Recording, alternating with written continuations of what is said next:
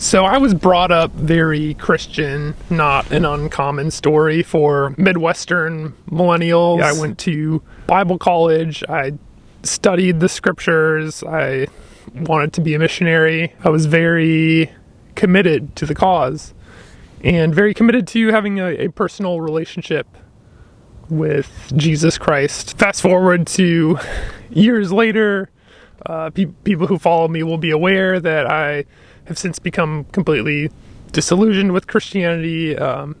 Don't believe it's true anymore. Don't believe that the message is good. Don't believe that the God character is a good guy throughout most of the biblical story, with of course all of the standard caveats about, like, Jesus is cool, like his message about peace and love is great, but also, like, I think the blood atonement thing is not good. Kind of cliche, commonplace, deconstructing millennial stuff. I'm in this place where I'm like an openly like non-Christian, you could say atheist, agnostic, certainly non-believer, who still like has all this biblical knowledge and is still like interested in the Bible and theology, and has this kind of inexplicable thirst for debate. On top of that, I have all of these family members who are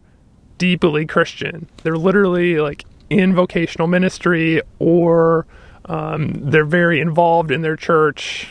They love Jesus. Jesus is the best thing that's ever happened to them, right? And I'm like the atheist asshole who's like letting the wind out of their balloon. Is that how you say that? I have this need to keep the conversation going and to debate them, or to, like, every time they say, like, well, I just know that was the Lord, like my mom will say something to that effect of like, I just know God was here because he made these people in my life appear. And I'm like, yeah, but so God was like making those people in your life appear, but also like letting children starve. Just completely insufferable Reddit atheist asshole garbage. I'm starting to realize that, like, I don't want to be that person.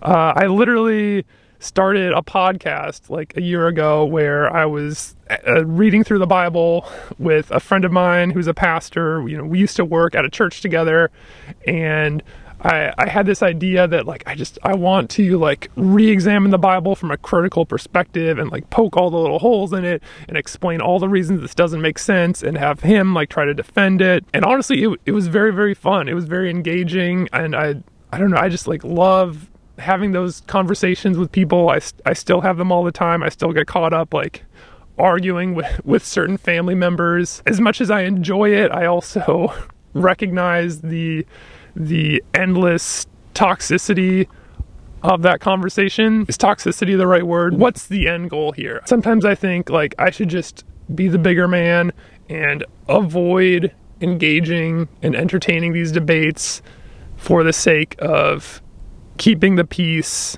in the family. I know that I'm not going to win them over with my arguments, and I'm not even sure if I want to. Why would I want to take away the joy of the Lord from their hearts?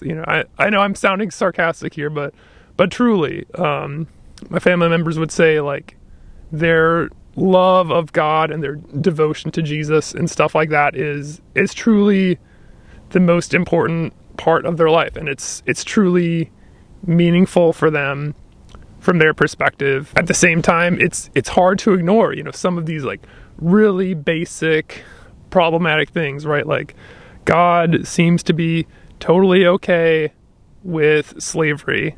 I'm talking about within the context of the biblical narrative here, right? Both Old and New Testament, God had sanctions, rules about how to treat your slaves, and never, ever, ever does he say that slavery is bad and you should not do it. Try telling that to a committed Christian apologist, and they will find a way to explain why actually Christianity has always been opposed to slavery, and you just need to read it a little bit closer. Read between the lines, son.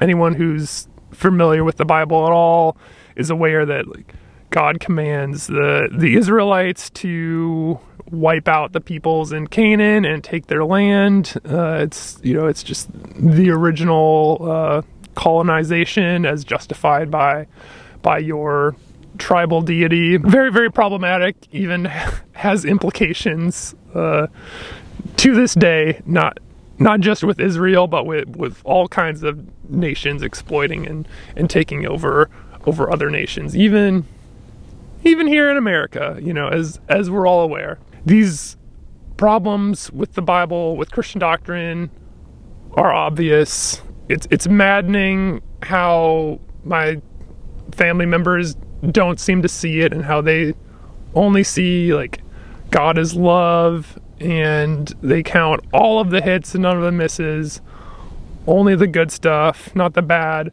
And when the bad stuff comes, it's explained away one way or another. As fruitless as this conversation tends to be, I also find it probably pointless and needlessly repetitive. One interesting thing I've noticed is me getting into the exact same talking points that I've heard in like professional debates between scholarly atheists and apologists. When I was deconstructing, I went through a long period of just endlessly watching debates on YouTube of people who are apologists defending the faith versus atheists who are poking holes, pointing out all of the problems with belief. Interesting to look back on that, because I remember at the time, years ago, I was having doubts, but I wanted to stay committed to Christianity, and I was desperately searching for answers. And I remember I would watch this debate, and I would hear the introduction to the apologist, and they would list off all of their acolytes and say like this person is a tenured professor at Princeton University and has 5 PhDs and has written all these books and is the most respected apologist in the world, and all of these things. And I would be excited. I would think, oh man, this guy's going to be really good. This guy will finally make it make sense to me. And I was shocked. I was surprised to see that from my perspective, the apologist lost the debate. It would go to the atheist every single time. At the time, I wasn't rooting for the atheist to win back then. I was rooting for the apologists. I recognize all of these talking points. They've all been hashed and rehashed 100 times before. They'll be rehashed again by internet debaters, by apologists, by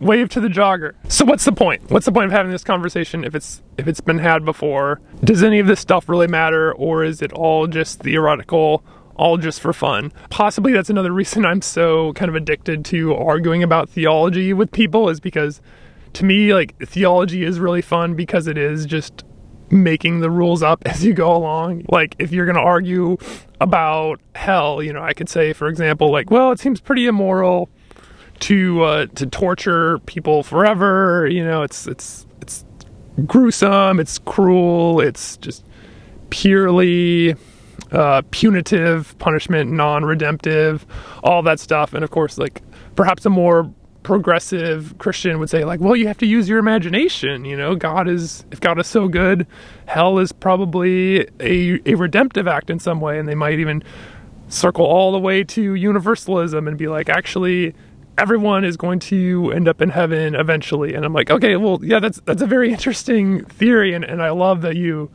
have that optimistic view of the world and everything, but where did you get that from? Of course, you can point to scriptures, but you can point to scriptures to justify literally anything. So here's my question. Should I continue having these debates with my friends and family? Should I just enjoy the conversation, because sure as hell beats like talking about sports? Theology is all sort of imaginary, right? How we imagine God being a good or bad person. At the end of the day, we're all just making it up as we go, versus political discussion is a lot more real world, has actual implications, like real people's lives are going to be affected from voting for one policy or another, voting for one candidate or another. That's partially why I avoid the topic, because I'm afraid to put my foot in my mouth and not know of what I speak, right? Because I am an incredibly ignorant person when it comes to the ways of the world, and I feel like if I have expertise in anything, it's like I have like a little bit of expertise in like biblical structure, Christian culture, maybe is a better way to put that, because obviously I'm not a Bible scholar or anything like that. One place where this really does hit home, of course, is the issue of homophobia, transphobia, sexual ethics, all around. We can debate all day whether or not like what God sanctions in the Old Testament actually qualifies as genocide or not. And of course, genocide and tribalism and colonialism are still big issues today, but like I'm not too worried about my family members personally committing genocide, though I am worried about them actually engaging in anti-homosexual behavior and attitudes, because I see it in my life. They literally are anti-homosexual, and it's literally just because of their religion. They have no other reason to have any problem with the gays other than the fact that, you know, there's 6 verses in the Bible that say that it's not okay to be gay. That is a real world problem. I think that in my lifetime, I will see the anti-homosexual conservative Christian community continue to dwindle and become quite the tiny minority. And perhaps that in itself is worth continuing the discussion. Again, I've experienced it firsthand with members of my own family being marginalized and not included because of their gay lifestyle, and it's not okay. I'm not super thrilled with that, and I'm not wanting to keep silent about it. All of that said, of course, I'm aware that you can be a gay Christian, you can be a Christian who finds different interpretations of those 6 passages and finds a way to enjoy God while enjoying their homosexual lifestyle. Should I continue to argue and debate my conservative Christian family members, whether for fun or whether it's actually doing something important and meaningful, or whether it's a total circular waste of time and possibly doing more harm than good? What do you think? Tell me in the comments. You know, I haven't asked for a lot of engagement in the comments yet, but if I'm going to continue making like long form horizontal videos like this, that would probably be a good thing to do. So yeah, like and subscribe if you haven't. I haven't asked people to do that yet. But yeah, if somehow you're watching this and you have opinions on the whole, like, you know, religious family member debate, I would love to know what you think, because it would be pretty cool to have more engagement and conversation. I don't know. Peace and love. The power of Christ compels you. Farewell.